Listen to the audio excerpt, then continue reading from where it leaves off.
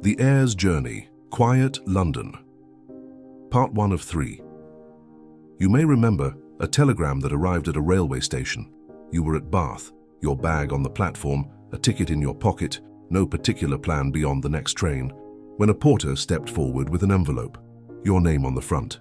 A firm of solicitors on a street called Cornhill in London. Your uncle had died. You were, it seemed, his only heir.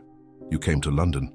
You found that slightly bent old street where Bob Cratchit once ran down a slide on a Christmas Eve long ago. And you climbed the stairs of Blackwell, Horn and Crane, where the fire muttered in its grate and the portrait of the late Mr. Blackwell watched from above the mantelpiece.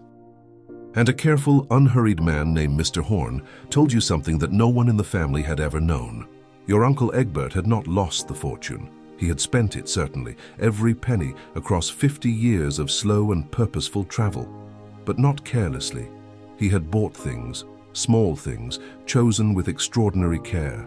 A piece of porcelain in Vienna, a bronze in Prague, embroidered silk in Marrakesh, a jade carving in Hangzhou, a watercolor from the Hebrides, a particular rare book he had spent 30 years hunting down in a small town in northern France.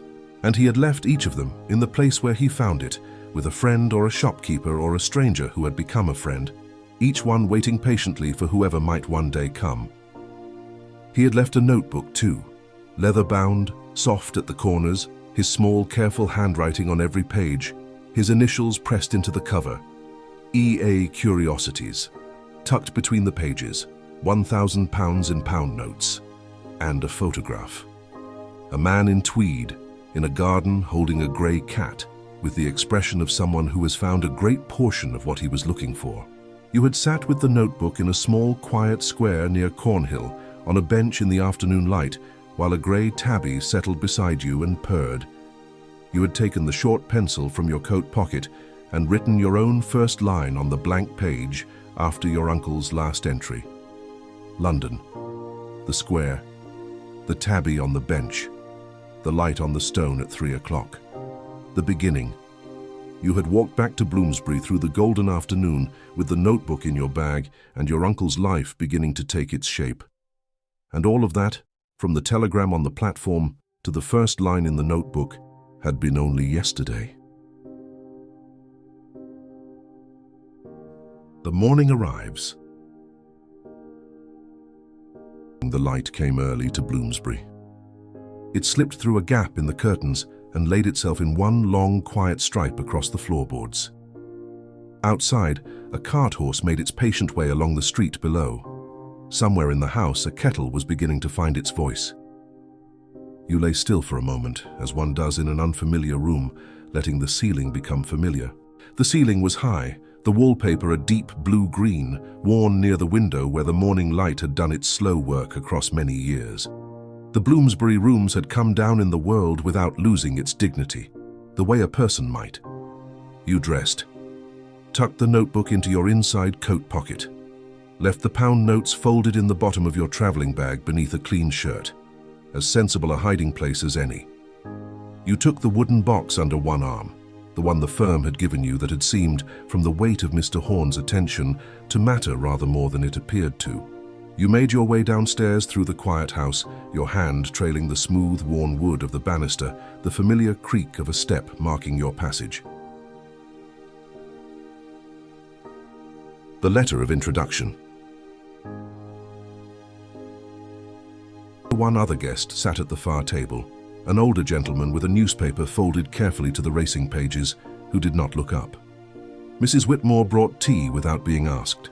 She was a woman in her 60s, neatly dressed, with the manner of someone who has learned that the world rewards composure. She set the pot down with the ease of long practice, glanced at the box tucked under your arm without remark, and asked whether you would prefer eggs or porridge. "Eggs, please," you said. "Thank you." She nodded and turned toward the kitchen. Then she paused at the door. "There was a delivery for you," she said. "Very early. A courier, not the post." She set a narrow envelope on the table beside your cup. "I told him you were still asleep. He said that was quite all right." The envelope bore your name and the address of the Bloomsbury rooms, written in a careful hand you did not recognize. You opened the envelope with the edge of a butter knife. Inside, a single page headed in embossed print: Blackwell, Horn and Crane, Solicitors, Cornhill, London. You had not told the firm where you were staying. A letter of introduction. The firm was pleased to present Mr. Aldwyn to all parties mentioned in the notebook of the late Egbert Aldwyn, and to confirm that he was the duly appointed heir to the estate, with full authority to collect, receive, and sign for all items held in trust. There followed a paragraph of careful legal language. At the bottom, 2 signatures in dark ink: J.R. Horn, T.A. Crane. You read it through twice, slowly, letting each sentence settle before moving to the next. Tucked behind it, folded separately, was a smaller slip of paper, plain, no letterhead, written in the same careful hand as the signatures below. Dear Mr. Aldwyn, I find I must apologize. I had intended to give you this letter before you left our chambers yesterday and omitted to do so, which was careless of me. I have sent it on by courier this morning in the hope that it reaches you without too much inconvenience. Please do not hesitate to contact us at any time should you require assistance while you are in London, or indeed as you venture further upon your journey beyond it. We remain entirely at your service, wherever your travels may take you. Yours faithfully, J.R. Horn. You folded both letters along their original creases and set them at the edge of the table. Mrs. Whitmore returned with the eggs. Is everything all right? She asked. Yes, you said. I think so. She refilled your cup without further questions and left you to your breakfast.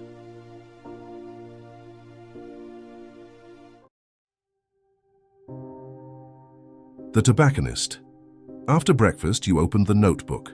The first entry, the very first at the top of the very first page in your uncle's small deliberate hand, read, London. A tobacconist. Keeps my pipe collection. Good man.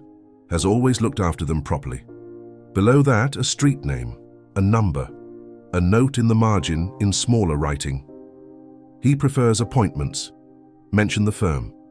You closed the notebook and set it on the table beside your cup. The letter of introduction sat at the edge of the table where you had left it, and you picked it up, folded it carefully along its original creases, and tucked it into your inside breast pocket. Then you sat for a moment. The margin note said, Mention the firm, which suggested that mentioning the firm was the thing that opened the door. You found yourself wondering what happened if you didn't, what the custodian would do, what kind of man your uncle had trusted with his pipes, and how that trust had been built, and whether it would hold against a stranger with only a story and a name. There was, you decided, only one way to find out. You pushed back your chair, went upstairs to collect your hat, and came back down again, picking up the box and stepping out through the front door into the cool morning air. Bloomsbury was already at its quiet business. You walked south and east, the wooden box under one arm, the streets narrowing as the city proper began, the buildings pressing closer, the stone darker, the pavements busier. The shop was tucked into a quiet Cornhill side street, between a printer's and a saddler's, in a building that had been standing since before anyone had particular reason to note its age. The sign above the door was hand-lettered in gold on dark green, Tobacconist, Esther 1887. A small bell announced your entrance. The smell reached you before anything else, warm and deep and layered, the way a room smells when it has held the same trade for 50 years. Pipe tobacco, certainly, but beneath that something older, cedar from the humidor cases along the far wall, linseed oil, a trace of good leather. Glass cases ran the length of the shop on both sides, and in them, pipes of every kind, arranged with the careful attention of someone who considered each one worth regarding on its own terms. Briar bowls in every shade from pale honey to near black, long church wardens, short billiards, a row of meerschaums, ivory white, carved into faces and animals, and things you couldn't quite name from where you stood. On the shelves above them, tins of tobacco in neat rows, their labels handwritten in a precise, unhurried hand. It was the kind of shop, you thought, that a man could spend a long time in without feeling he had wasted the afternoon. The man behind the counter was in his late 60s, compact and deliberate, with the bearing of someone whose work had always required precision. He looked up when the bell rang. His expression was politely neutral, not unfriendly, not open either. "Good morning," you said. "Good morning, sir. I'm looking for the proprietor." "You've found him."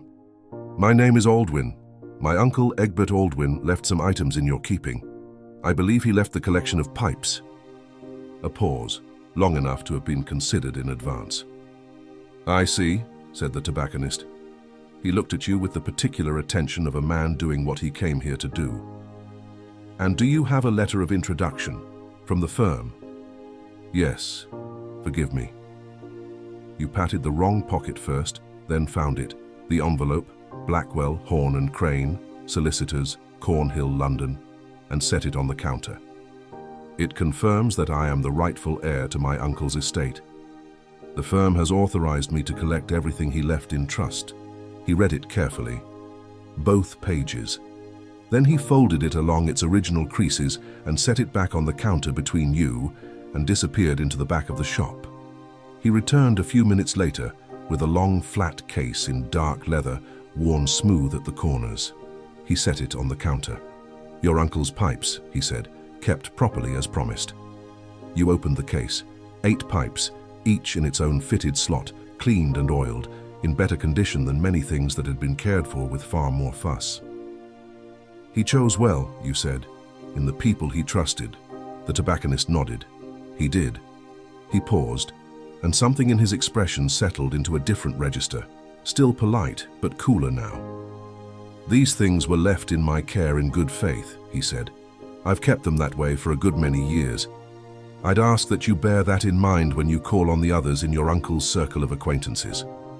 "You're right," you said. "I apologize. There's a great deal involved in settling my uncle's estate, and I'm still finding my feet. That's no excuse for not producing the letter straight away. I'm sorry."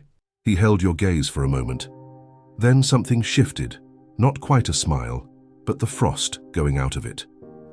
"Well," he said, "I can see you're a bit like your uncle. He could be rather absent-minded himself at times." A brief pause.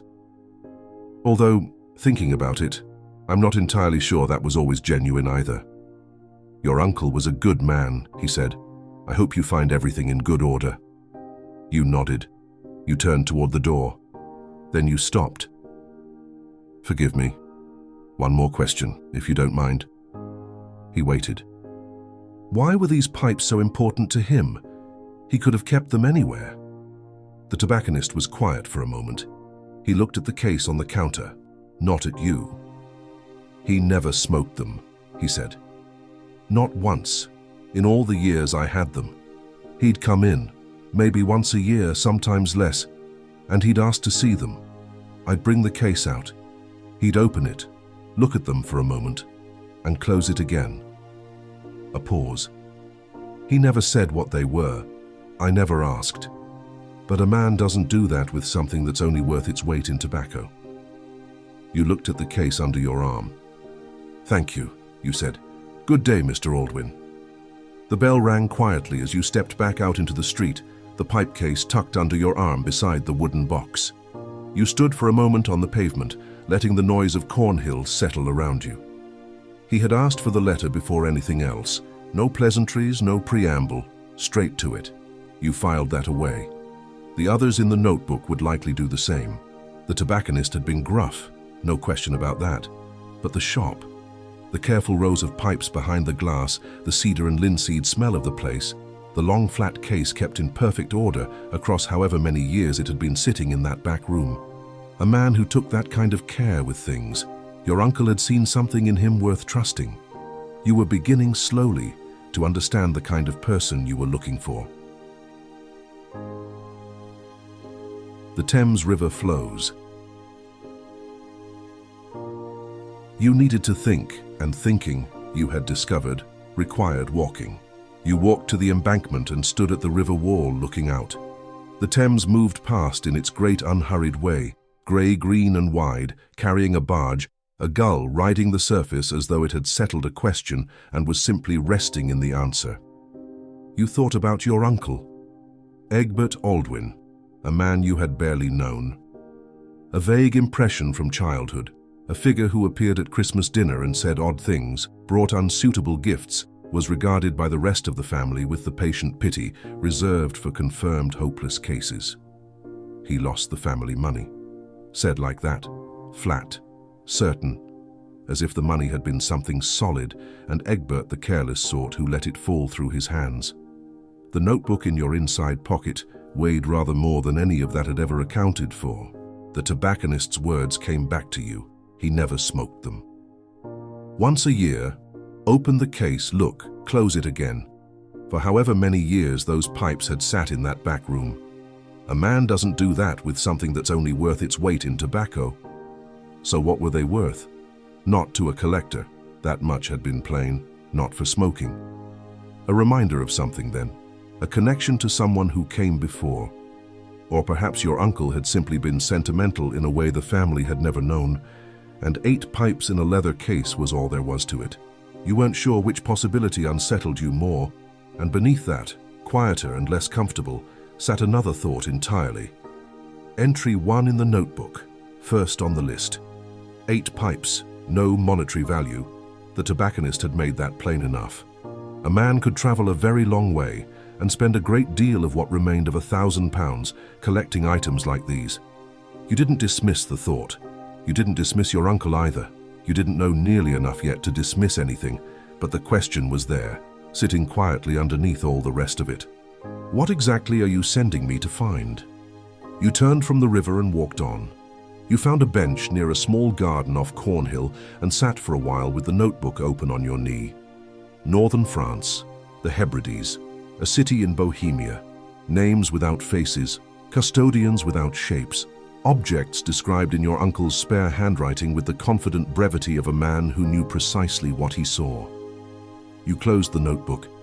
50 years of slow travel, country after country, place after place. A fortune the family thought wasted turned piece by piece into a notebook full of addresses. And then he had died and left the notebook to you. The light was beginning to thin.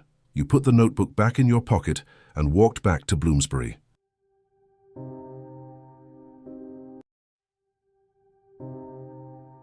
The arrangement. Mrs. Whitmore had set the table for 2. You noticed this before you noticed anything else. 2 places, 2 sets of cutlery, 2 glasses. The other guest ate early, she explained when she came through from the kitchen, carrying a covered dish. He preferred it that way. It was a lamb stew, simple and generous, with good bread. You helped yourself. She helped herself.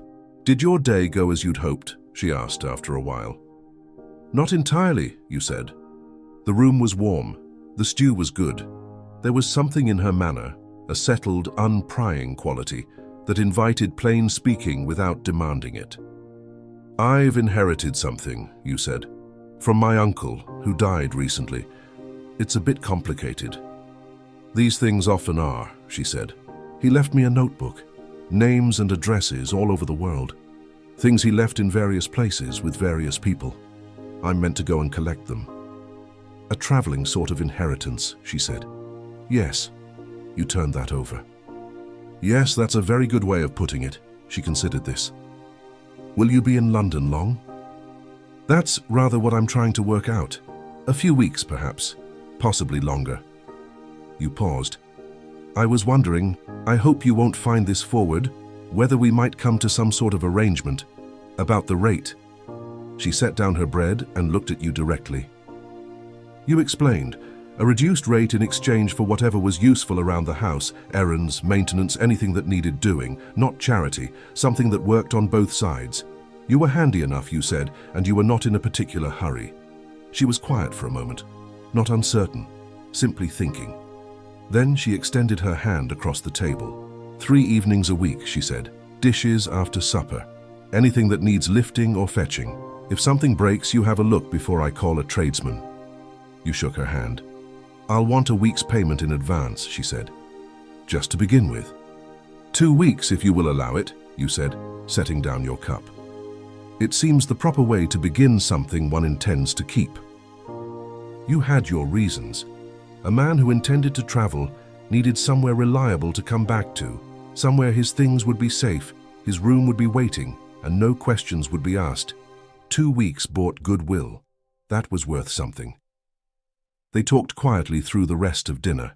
Nothing of consequence, nothing that needed remembering, but the easy, unhurried kind of conversation that settles a room and makes the evening feel longer than it is. Outside, the sounds of a Bloomsbury evening continued their slow diminishment. Mrs. Whitmore refilled both cups without asking. Gathering your thoughts before sleep, you read the first entry again. A tobacconist, good man, has always looked after them properly, mentioned the firm. You thought about the tobacconist's face, the absolute evenness of it. No apology, no cruelty, only the quiet dignity of a person who has made a promise and intends to keep it. Your uncle had known what he was doing when he chose that man. You gathered your things and made your way upstairs, the house quiet around you, the sounds of the street growing softer as you climbed. The room was cool and still, the curtains shifting very slightly in a breath of air from somewhere. You set the notebook on the chair, hung your coat over the back of it, and undressed slowly, the fabric of the day falling away along with everything else. You got into bed and lay still for a moment, feeling the weight of the mattress, the cool linen of the pillow against your face. Outside, the sounds of Bloomsbury settled into their night register. A door somewhere along the street, a voice, a motor turning a distant corner, until the city became a murmur, and then less than that. You lay in the dark and thought without urgency about tomorrow. The pipe case was on the floor. Tomorrow, Pembroke and Sons. Your uncle's oldest friend who knew the box, who would know you. You thought of your uncle, traveling 50 years of the world, leaving each piece of it in the care of someone who had his complete trust. The ceiling was familiar now, the old plasterwork softening in the dark above you, and the sounds of the street below grew softer still, until they were less like sound and more like the slow, unhurried breathing of the house itself. Your eyes grew heavy and then heavier still, and then the dark was simply the dark, and there was nothing left to think about tonight.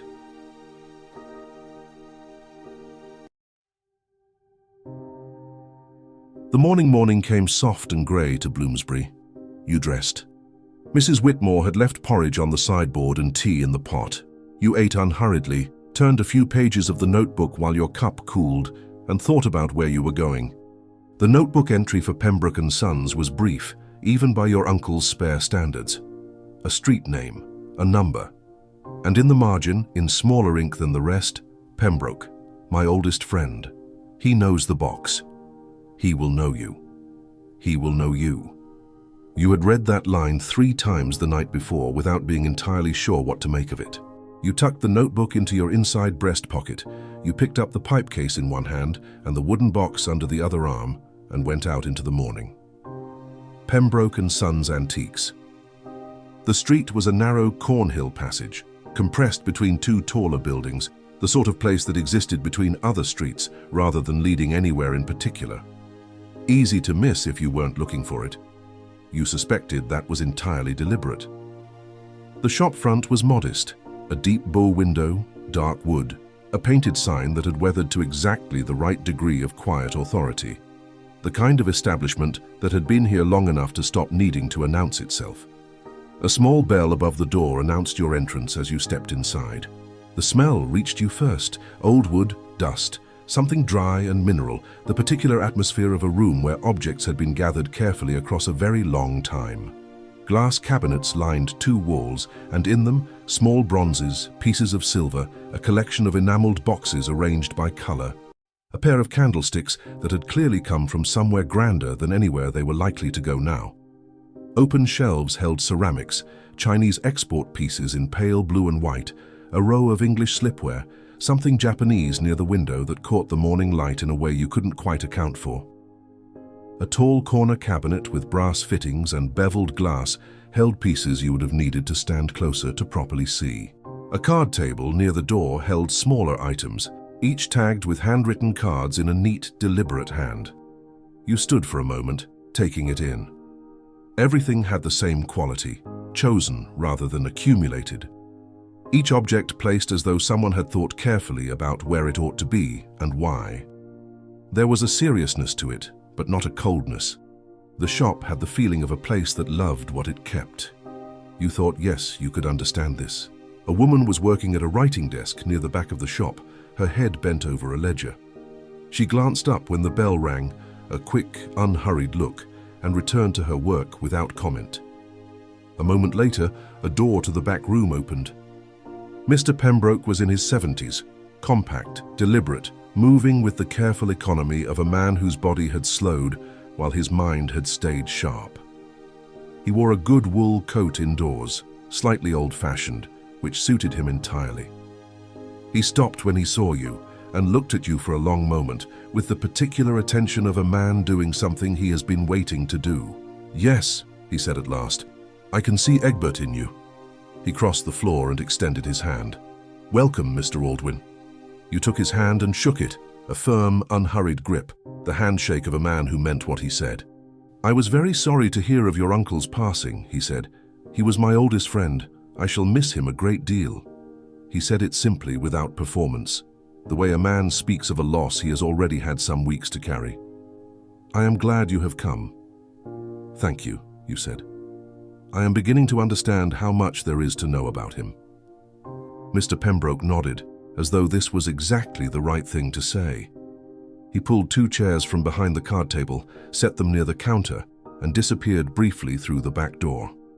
He returned with a tray, 2 cups, a pot, a small plate of biscuits, and set it down with the ease of a man who has done this 10,000 times. "Sit," he said. "There is no hurry." You sat for the better part of the morning. Mr. Pembroke poured and talked about Egbert, in his unhurried way, the way of a man who has learned that the only stories worth telling are the ones that take a little time. The actual man, not the family version.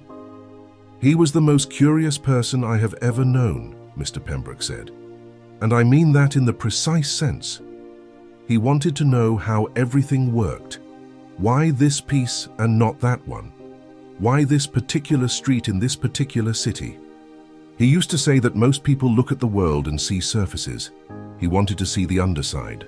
The woman at the writing desk moved quietly around the edges of the room as the conversation continued, attending to the work the shop needed done, retrieving something from a cabinet, making a note in the ledger, refilling the water for the pot without being asked. She knew where everything was without looking. "He used to bring my cat small presents," Mr. Pembroke said, with a slight smile at something he was remembering. "Every time he came back from his travels, she always knew when he was coming, would sit at the door half a day before he arrived. I never could explain it." He paused. "She's been gone some years now. I still look for her at the door sometimes." You thought about the photograph, your uncle in his tweed holding a grey cat. A man who had travelled the world and loved his cat above most of it. And when he travelled, he had left her here, with this man. That told you something. Possibly more than anything else had. As if in answer, a grey tabby appeared from somewhere behind the tall corner cabinet, compact and striped, moving with the unhurried authority of an animal that has decided the shop belongs to it, and settled beneath Mr. Pembroke's chair without ceremony. He looked down at it for a moment without surprise. "There is always one," he said quietly. "I have stopped trying to account for it."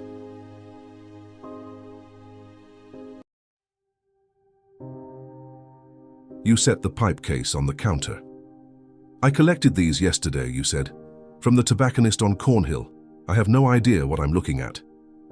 Mr. Pembroke unlatched the case and opened it. He was quiet for a moment, looking. Then he lifted one of the pipes, a briar, dark and well-used, with a silver band near the stem, and turned it slowly in his hands.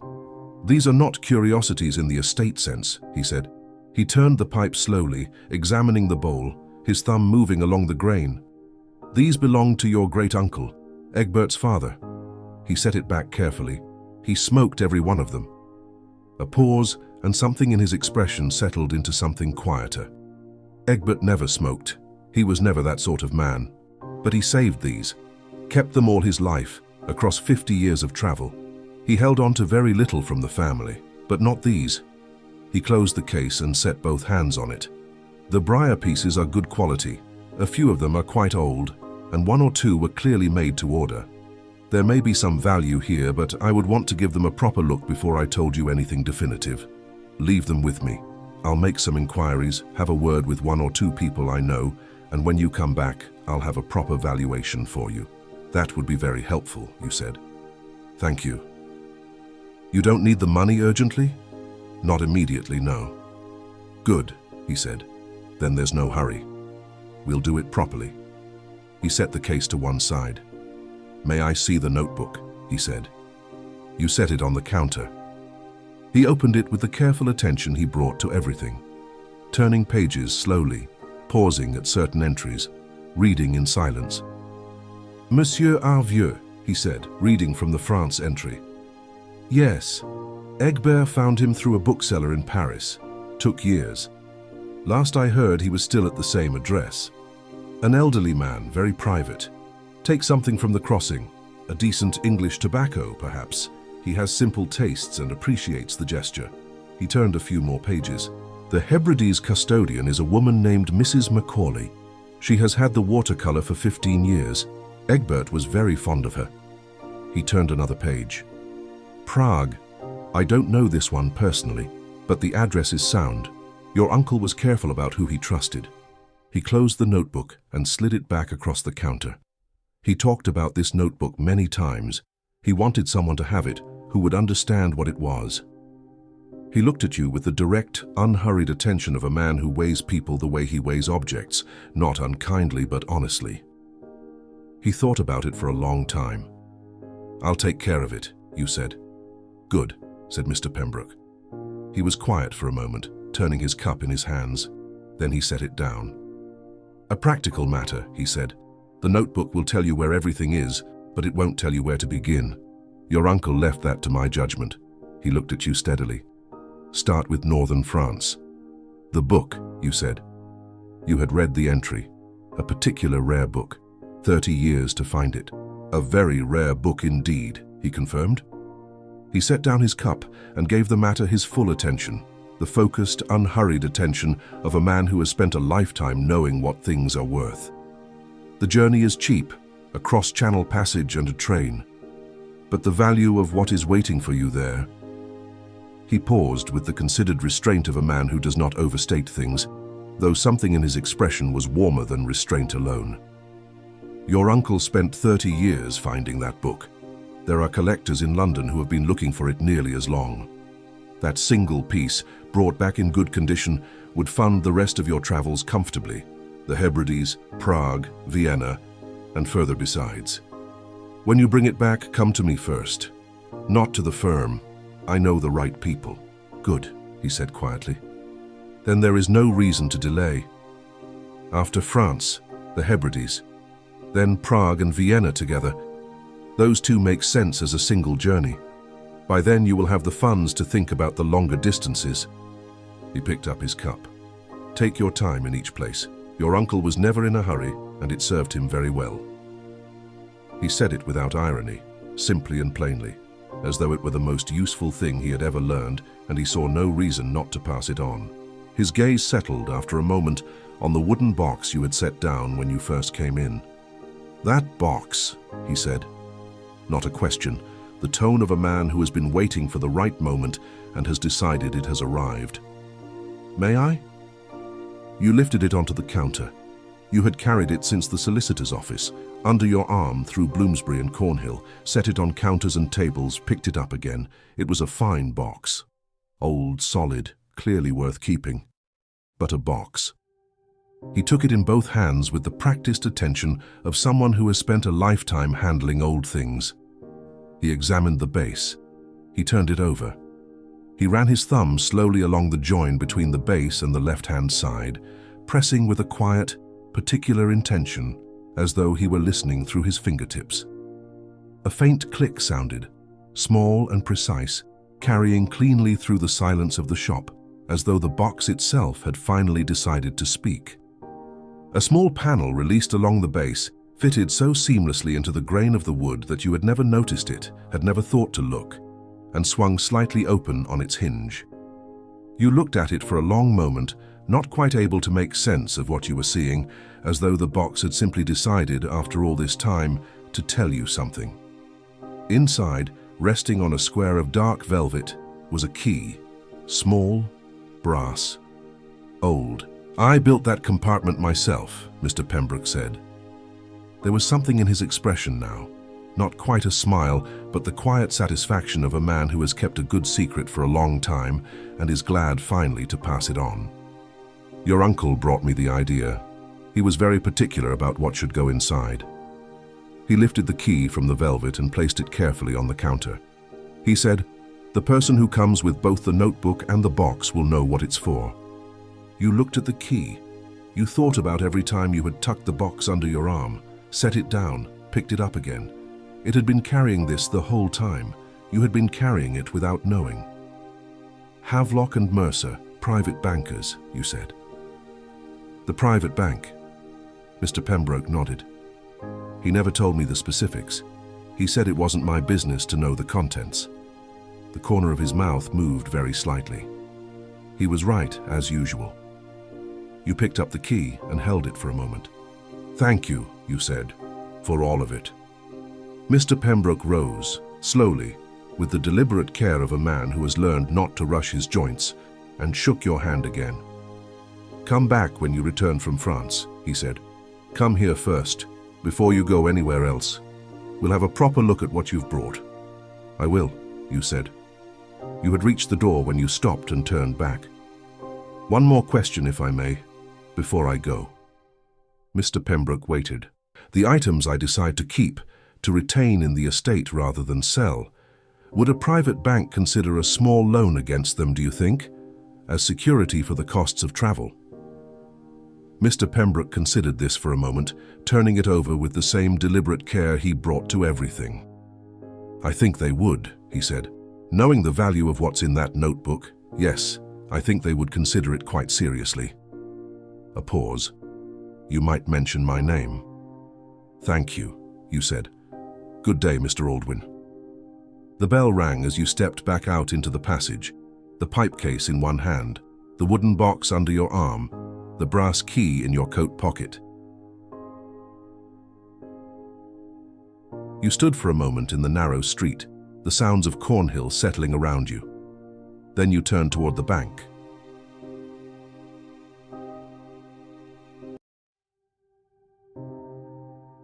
The afternoon. You left the shop in the early afternoon, carrying 3 things: the pipe case, the wooden box, and the brass key. You turned down the passage, back toward Cornhill proper, and you walked. Not toward anywhere in particular. Just through the city, the way you had the day before, letting London do what London does when you stop expecting it to take you somewhere. You thought about Egbert's cat, the one in the photograph, grey and comfortable against his tweed coat in the garden. He must have left her with Pembroke when he travelled, come back to her between journeys. And then at some point she had gone, and he had kept travelling without her, 10 years perhaps, maybe more. Something different after that, no doubt, but still going, still choosing things, still finding the underside of the world. You stopped at a bench near a small garden tucked between 2 office buildings, the kind of London square that appears without warning in the middle of things, as if the city had decided at some point to set a little quiet aside. You opened the notebook on your knee. Egbert's handwriting was unhurried, like the man himself apparently was. The entries were not long, but they were precise. A name, a street, a note on the custodian of each piece, and how to approach them. One entry read, "Vienna, the porcelain.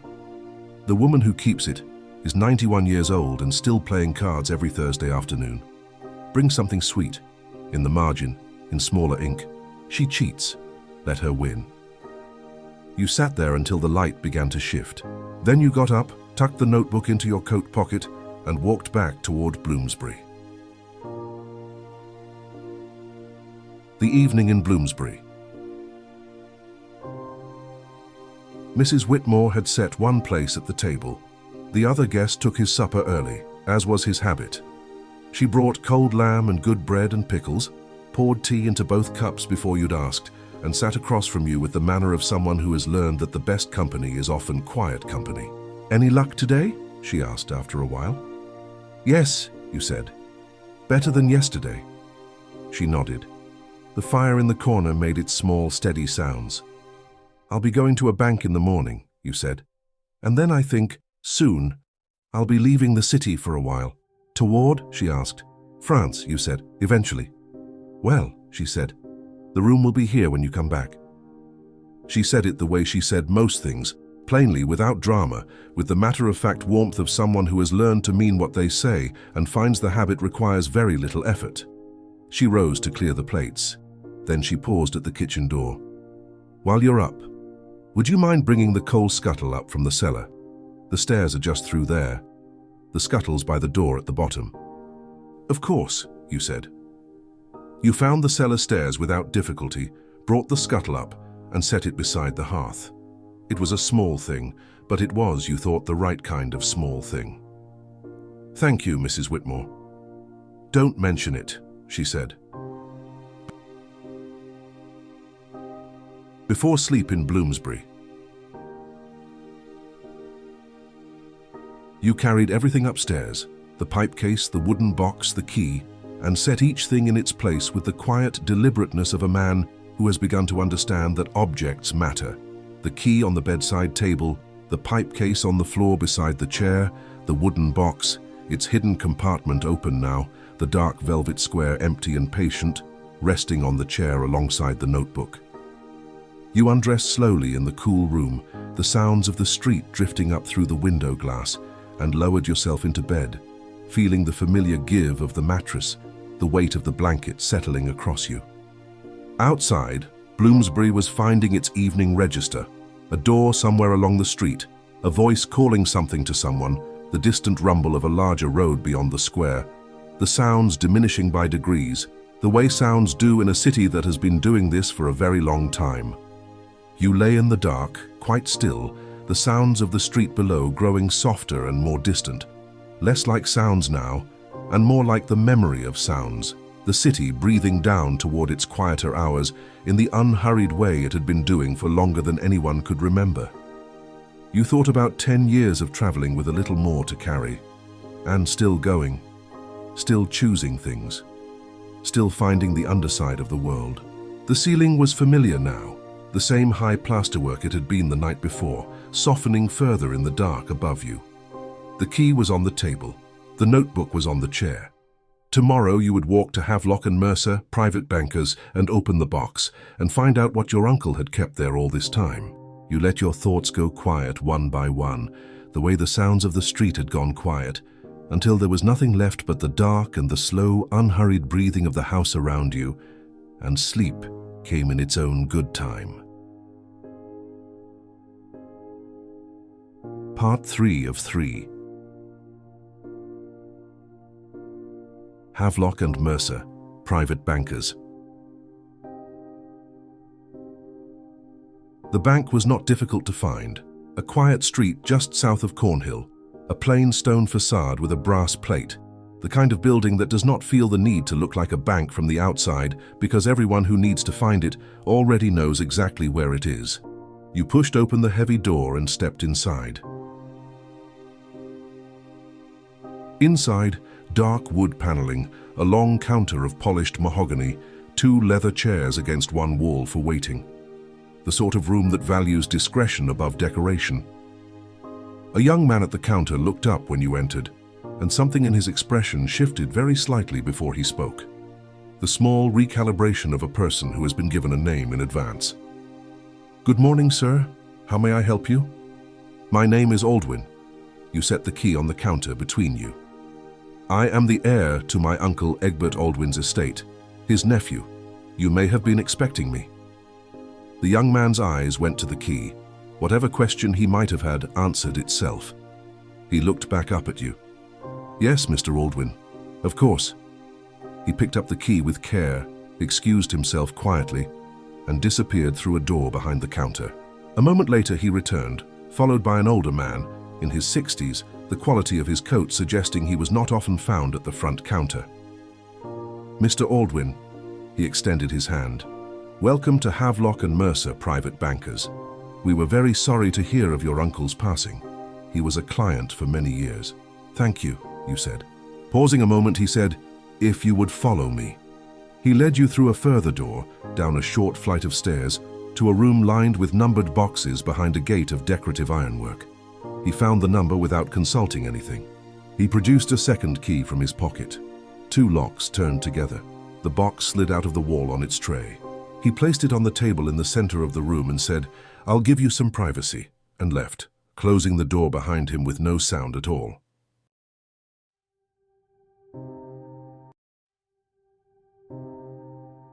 Uncle Egbert's letter. You drew out the chair and settled into it, the room very quiet around you. The box was old, the same dark wood and careful joinery you had come to associate with things that mattered to Egbert. You lifted the lid. Inside, in 2 neat stacks held with a paper band, pound notes, a great many of them.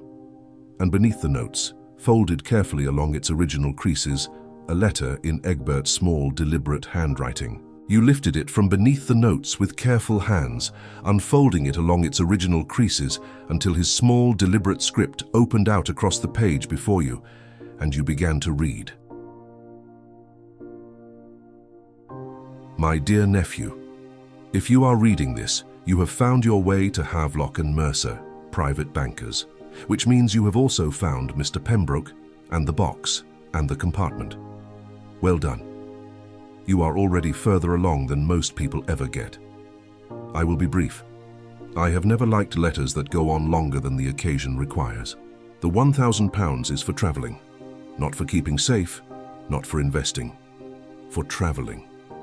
It will go further than you think if you are sensible about it, and being sensible is largely a matter of habit, which you will develop. The notebook will help. The entries will tell you who is to be trusted in each place and what things cost, and how to move through an unfamiliar city without making a fool of yourself, which is most of the battle. A few notes, in no particular order. Cargo ships are better than they sound. The crews are good company, and they go to places no train will take you. I have spent some of the finest weeks of my life on cargo ships, and I have met people on cargo ships who I still think about 30 years later. Trains are a different matter, but the principle is the same. Make friends with the porters and the conductors, particularly at the stations you will pass through more than once. Learn their names, remember them. A small thing brought back from wherever you have been goes a long way. I have found, across many years, that a man who is known at the stations travels rather more comfortably than one who is not, and occasionally for considerably less. The railway is full of people doing their jobs with very little acknowledgement. A little attention from a grateful traveller is rarer than you would think, and it is remembered. The same goes for hotels and lodging houses, the woman who runs the desk, the man who carries the bags, the girl who brings breakfast. Learn their names, ask how they are, and mean it. Bring something back for them when you return to a place you have been before. You will be surprised how often a room becomes available when there were apparently none, or how a decent meal appears when the kitchen was said to be closed for a traveller who is known and liked. I will tell you plainly, I did not discover this through generosity of spirit. I discovered it because in the early years I had almost nothing, and I had to find a way. The £1,000 in this box is more money than I had to my name for the first decade of my travels. What I had instead was time and attention, and the wit to understand that most people move through the world without really seeing the people around them. I simply saw them. It cost me nothing, and it kept me fed and housed and moving when I would otherwise have been stranded. You have more to start with than I did, but the lesson holds regardless. The world is full of people doing quiet work that no one notices.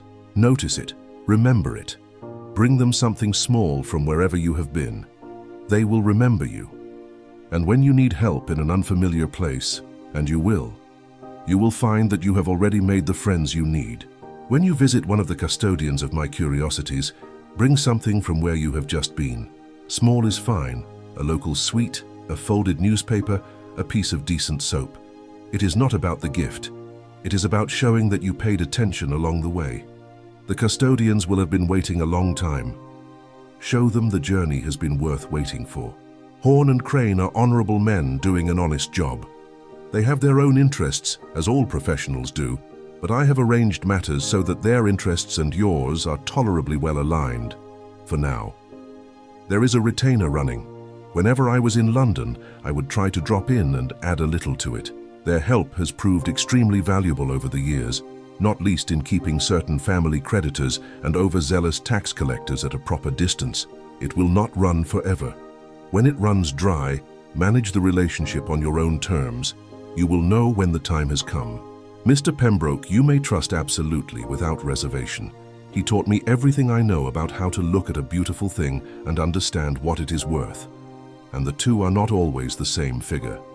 His advice before each journey is worth more than any guidebook ever printed. The notebook is not a list of errands. I want you to understand that clearly. Each entry is an address, yes, but it is also a reason, a piece of a life, left in the care of someone who tended it because I asked them to. When you arrive at each place, ask the custodian how they came to know me. Every answer will be different. Together they will tell you who I was, which I could never quite manage to explain to the family, though I tried once or twice. Do not rush. Stay a while in each place. Talk to the people. Eat what they eat and sit where they sit and look at what the light does in the morning. That is the whole point. The curiosities are the excuse. The journey is the matter itself. One more thing. If during your travels you happen to come across a cat or two, and I suspect you will, take a moment and be kind to them. I miss my dear little friend very much. I wish you the very best on your journey, my boy. I hope it proves as enlightening for you as mine was for me. Your uncle, Egbert Aldwin. You sat with the letter for a long while. The room was very quiet. The sounds of the street outside were entirely absent, as though the building had decided some time ago that the world's noise was not its concern. You read the letter through a second time, more slowly. You paused at one line in particular. There is a retainer running. Mr. Horn had not mentioned a retainer, not once in the entirety of the Chamber's conversation. He had handed you the notebook and the £1,000 and explained the estate with great care and thoroughness, or what had felt at the time like thoroughness. You turned it over quietly. Perhaps it was small enough to be considered immaterial, or perhaps it had simply slipped his mind. You read on. You filed it away. Then you folded the letter along its original creases, placed it carefully inside the notebook behind the letter of introduction from Blackwell, Horn and Crane, and sat for a moment longer with the notebook closed on the table in front of you. The curiosities are the excuse. The journey is the matter itself. You had understood this in some way since the afternoon in the square with the notebook on your knee. But there is a difference between understanding something and having the man himself put it in writing, in his own hand, to you specifically. You counted out £500 and set it back in the box alongside Egbert's letter, both safer here than anywhere else he could think of. You closed the lid and rang the small bell for the manager. The manager appeared at the door. "I'd like to keep the box," you said. "Does anything come due on it? Fees, renewal, that sort of thing?" "Your uncle renewed it shortly before his passing, Mr. Aldwin. We'll send word to you when the next renewal falls due, a year or more from now." He paused. "Where should we reach you?" "Through Blackwell, Horn and Crane on Cornhill," you said. "They will know how to find me." "Very good." The manager led you back up the stairs to the main room and returned the key with the quiet ceremony the bank applied to all its small transactions. You set £100 on the counter. "I'd like to open an account if I may." "Of course, Mr. Aldwin." He produced the necessary forms without any sign of surprise. "Welcome to Havelock and Mercer." You signed where you were shown. You picked up your hat. You had reached the door when you turned. "One more question, if I may. I'm planning to travel to France. My uncle left a manuscript there in someone's keeping. A significant piece, by all accounts. Once I've retrieved it, would the bank consider a small loan for travel expenses, against the value of the manuscript and certain other estate items?" The manager considered this with the unhurried attention of a man who has weighed many such questions. "I believe we could make that happen," he said. "We would need a certified letter of appraisal from a reputable dealer, someone known to us." "Mr. Pembroke of Pembroke and Sons," you said. "He's already agreed to look at the estate pieces." Something in the manager's expression settled into a slightly warmer register. "Mr. Pembroke will do very well. We know him. Come back when you have his letter." "Thank you," you said. "Good day, Mr. Aldwin. Safe travels." The churchyard. You walked out of Havelock and Mercer, private bankers, into the pale afternoon and turned back toward Cornhill. The streets of the city were at their midday press. Clerks and merchants and messenger boys, the clattering of a motor van making a delivery, a woman selling flowers from a basket at a corner. You moved through it without hurrying, the notebook in your inside pocket and the pound notes in the leather case the manager had quietly produced. A discreet thing, plain brown, the kind no one would look at twice. Before you had left Pembroke and Sons that morning, Mr. Pembroke had pressed a small piece of paper into your hand. "In case you wanted to visit," he had said simply. "Just in case. A churchyard, not far. Easy to miss if you didn't know to look." You had the street and the turning in your coat pocket. You found yourself walking toward it now. You turned down a narrow passage between two office buildings, one of those Cornhill lanes so compressed that the sky above it was only a strip of grey, and at the end of it, tucked between stone walls as though the city had simply grown up around it and decided to leave it be, was a churchyard. Ancient was the only word for it. The church at its centre had been standing since before anyone had particular reason to note its age. The stones in the yard were weathered to a soft illegibility, names worn smooth by centuries of London weather. Plane trees grew at each corner, their branches meeting overhead to filter the light into something softer and more particular than the ordinary afternoon light outside. You went in through the iron gate. It was very quiet inside. The sounds of the city, which had been considerable a moment ago, reduced themselves to a muffled murmur beyond the walls, like the city discussing something privately. You walked among the stones. You found it near the far wall, in a patch of ground that was noticeably tidier than the ground around it. Someone had been keeping it. The stone was modest, as he had presumably intended, and knew enough to still read clearly, "Egbert Aldwin, a life well lived." You stood in front of it for a moment. A life well lived. 4 words. He had chosen them himself. You were certain of that. And having spent the last 2 days beginning to understand the man, you thought he had got it exactly right. You took your hat off and held it in front of you, standing quietly for a little while in the still pale air. You thought about what Mr. Pembroke had told you, that he had been there, at the end. A friend of 50 years there at the graveside. And you found yourself wondering who else had come, whether the family had come. You had heard almost nothing of Egbert's passing, a solicitor's letter arriving eventually after a delay that suggested no one had been in any particular hurry to find you. Were there others? Had they simply not come? Or had the family dwindled one by one while Egbert travelled until there was no one left but a nephew he had never particularly known?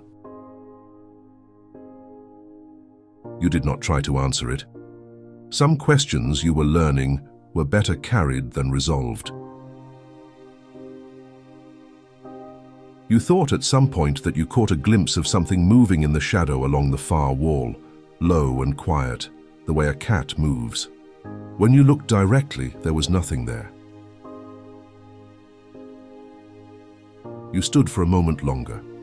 You closed your eyes. You said a quiet word for your uncle. Not much, just enough to mark the thing properly.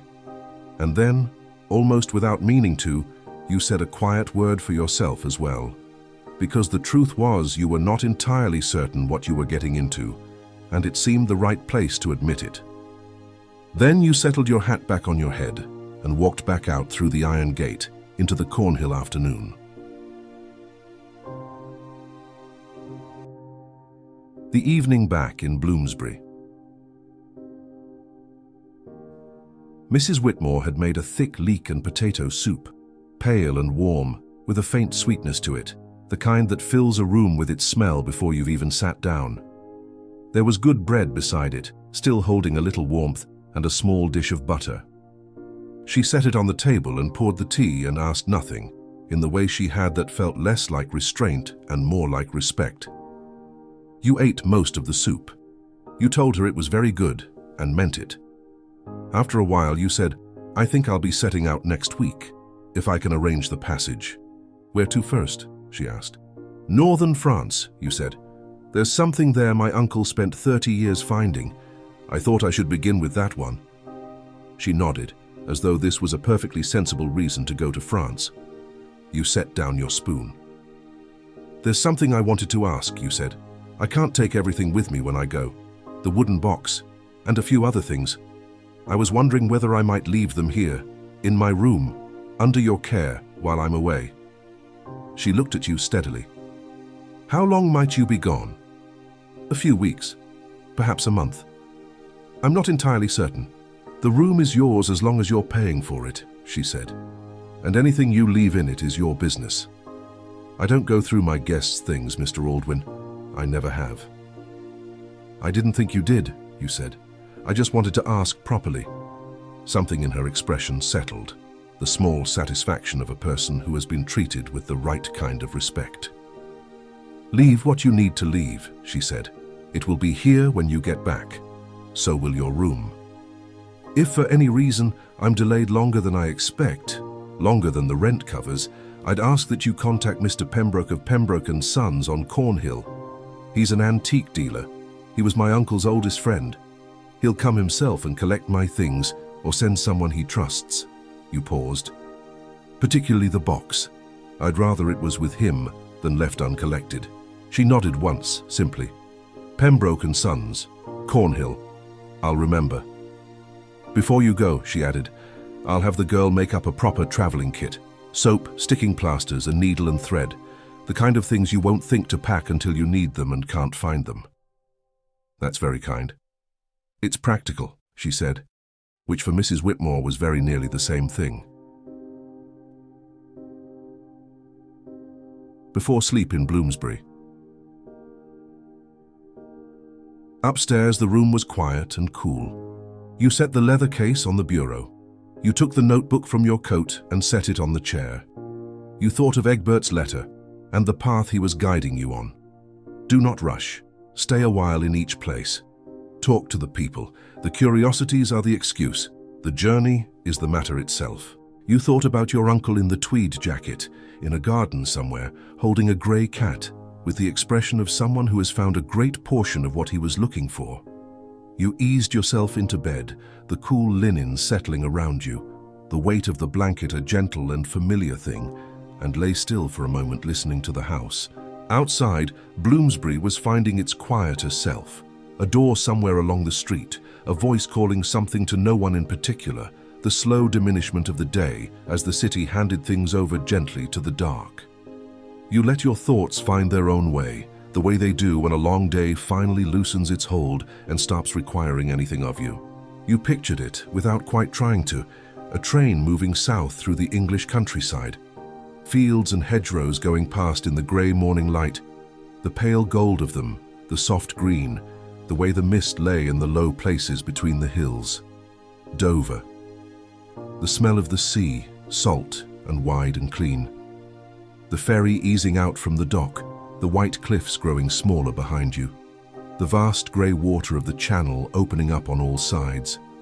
The French coast appearing, gradually, out of the mist. Different light, different colour, the line of it low and patient on the horizon. The thoughts came slower now and softer, less like thinking and more like drifting, the way a boat moves when the tide takes it, and there is no longer any need to row. A small town, a narrow street, a door left slightly open, warm light spilling out. The notebook was on the chair. The box was safe. The city breathed around you in its slow and ancient way, and your breathing found that rhythm without being asked, slower and slower still, until there was nothing left to do tonight and nowhere left to be. And sleep came the way it always does, quietly, without announcement, when you had finally stopped expecting it. 3 travellers, 1 journey. Egbert walked these roads first. You are walking them now, and the road to France begins in the morning. Quiet London is the 3rd story in the Heir's Journey series. Our traveller has inherited the notebook, visited the bank, and said his goodbyes, and the road to northern France begins in the morning. We hope you'll join him for what comes next.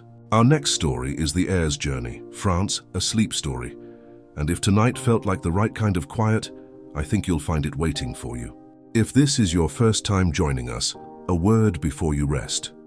Each story in this series stands on its own. You may begin anywhere and find your way in. But if you'd like to follow the journey from the beginning, the full series is gathered in the playlist below. If you've enjoyed traveling with us this evening, a like and a kind word in the comments means more than you might imagine. It helps other weary travelers find their way here too. And if you haven't already, do consider subscribing. There's always another journey just ahead. We'd love to hear from you. Is there a city, a landscape, a quiet corner of the world you'd like our traveler to visit? Leave your destination in the comments below. Until next time, rest well and pleasant journeys.